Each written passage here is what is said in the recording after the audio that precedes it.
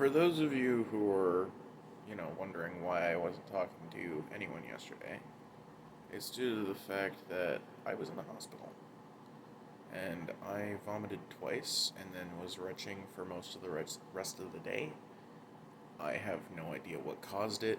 Some people are saying, at least the ones that are closest to me, are saying it's because I'm lazy and because I'm not doing enough, and then all of a sudden it just comes down on me. When in reality, I feel like it's much more simple than that. It's because I went out of my food comfort zone when I was going to the Agri Fair with my friend on Friday. Because throughout the day I was pretty okay. I mean, I did feel a little wheezy at the end, or not wheezy, like a little sick, like I could possibly throw up by the end of it, but that went down. Then the very next morning, I woke up with this fucking weird pain in my chest and it wouldn't go away. So I decided to go to the hospital. I went there at 10 a.m. and I only got to actually see the doctor at around 4 p.m. And I was there for the rest of the day.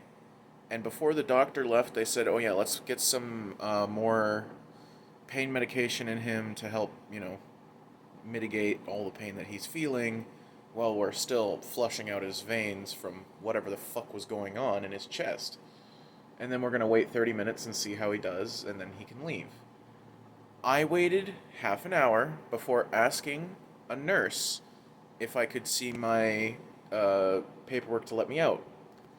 And they said sure. They went over and then started having a completely different conversation with like four other nurses. And I waited for another half an hour before speaking up and saying something again. And I said, "Hey, excuse me, I asked about half an hour ago if I could see my release paperwork so that I could go home."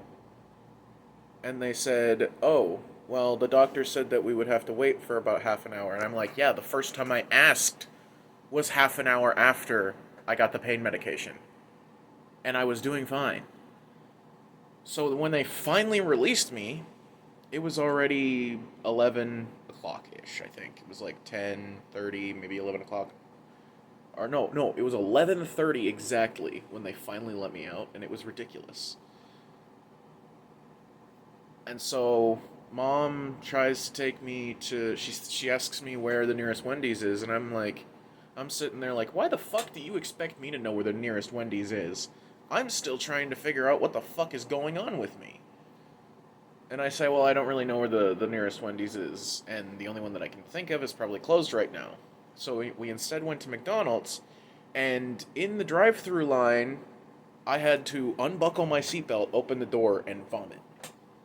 All the electrolytes that they gave me at the hospital came right back up. I could not keep it. I even asked for a vomit bag because I thought I was going to vomit. But this is what happens with me and vomiting. If I don't force myself to vomit, like before I feel it the second time, it will become projectile vomit, which I don't like. And people are like, "Oh, it's bad. You shouldn't force yourself to throw up." I'm like, "Yeah, but what's worse? Me forcing myself to throw up, or every time that I naturally throw up, it's projectile vomit?" I'm pretty sure that projectile vomiting is worse than forcing myself to throw up because it's not projectile and it doesn't hurt. At least it doesn't hurt me. I don't know about other people, but this I feel like the Abbotsford hospital system is just absolutely fucking broken. Because this is absolute shit. You shouldn't have to wait for more than 4 hours to see a doctor because you could be dead by then. Sitting in the waiting room for 4 hours. You could die just sitting in the waiting room waiting to see the doctor. And they're like, "Oh, it's because we're understaffed," or "Oh, it's because we don't have enough beds." Okay, then. One, I know for a fucking fact you have enough staff because there was like 8 of them just sitting and doing nothing all day. And two, if you don't have enough rooms, make it so that there is more rooms. Like, lay off some of the fucking nurses who are just sitting on their ass all day doing absolutely fuck all, and then you'll have enough money to build the extra rooms you need for patients. It's, like, absolutely fucking ridiculous. I got to be in a bed for a couple hours. Like, I was so much in pain. I was fucking rolling from side to side because there was so much pain in my chest, and now it's all in my gut. And because of that, I'm starting to think that it might have been the Donair. And the fact that Agravare prices are like $20 for literally everything except for drinks, which is like $2, still fucking highway robbery. Like, are you fucking serious, man? The maximum I should see anything being at the Agri-Fair is $15. Not this $20 fucking $18 crap. Like, you already have us spending nearly $100 just to get in. What, do you just expect people to bring fucking $300 with them so that they can, one, afford to get into the Agri-Fair, and then two, have lunch and dinner? Are you fucking for real? That is some of the dumbest shit ever. I don't think I want to go to the Agri-Fair again after this. Especially because they removed one of the rides that my friend was hyping me up for the entire time. But back to the hospital, holy shit, their fucking service is slow as fucking hell. You could probably replace half the fucking people there with a robot and it would get the shit done faster than most people would. Like, a fucking, if you put a robot in there, all it would have to do is scan my chest and be like, this is what's wrong with you. Here, pain medication. Here, fucking cure.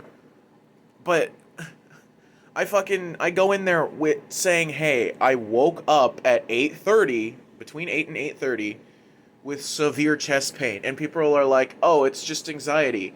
Motherfucker, I don't think I'm gonna wake up having an anxiety attack. Are you stupid? Like, seriously, they really thought that, oh, it must just be anxiety. From fucking what? The last time I had an anxiety attack was 2 years ago. From some bud shake, which is, if for those of you who don't know, it's just a bunch of different strains of weed shoved together in a bag.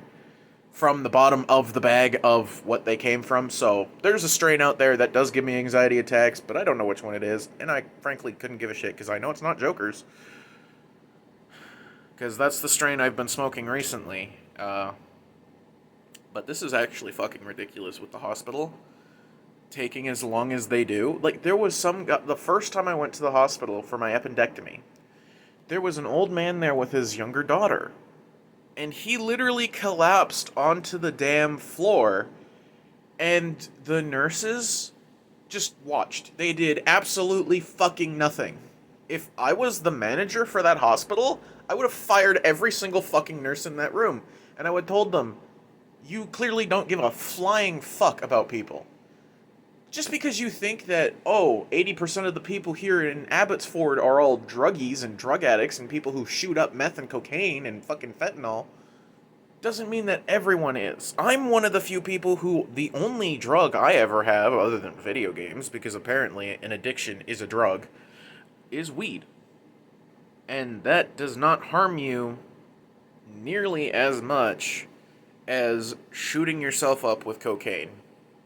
So, I'm just gonna... This is the dumbest shit ever. The fact that I had to wait 4+ hours just to see a fucking doctor. And they took 3 different, like, blood things. They couldn't find my fucking veins for the life of them. And I kept telling them it's because I've gotten so many fucking blood draws in my life on both arms that the veins just naturally know, oh, hey, there's the alcohol wipes. Time to disappear. You know? So, there was trouble there, but they eventually got it. Took them a few tries, but they eventually got it, and then they also got the UV in me. Because I told them, hey, the medicine that they had me drink earlier immediately came back up. I could not keep it in for the life of me. Did make my mouth, or it made everything numb to the point where I couldn't even throw up after that. Like, when it came back up, I could not throw up again after that. I was just retching all day. Couldn't get anything out. Couldn't keep anything down. Other than, like, some ice chips. And then they came out with some electrolytes that kind of tasted like what I was drinking earlier. This electrolyte beverage. It's actually not bad. My mom got some for me. So far, I've been able to keep these down, but, like, yikes. I don't know, man. The fact that people are like, oh, it's because you're lazy, or oh, it's because you have anxiety, I highly disagree with them due to the fact that when I went to the Agri Fair, it was the first time I ever had a donair, and I thought it was pretty tasty, but, like, that means that my gut microbiome had to get used to something that was from another side of the continent, or just another side of the world entirely, and so I guess it didn't. My gut microbiome didn't like it. So once they flushed out my veins to get it all working again, that's when I started feeling pain in my gut. And today, I haven't been able to eat anything because it feels like my gut is full, just completely full. Like nothing is moving, nothing is doing anything. Everything that I've eaten is just sitting there and not being digested. So hopefully, I will be able to have something later today that isn't just the electrolyte drink that my mom got me. Shout out to her, by the way. But yeah, that's what's going on with me so far.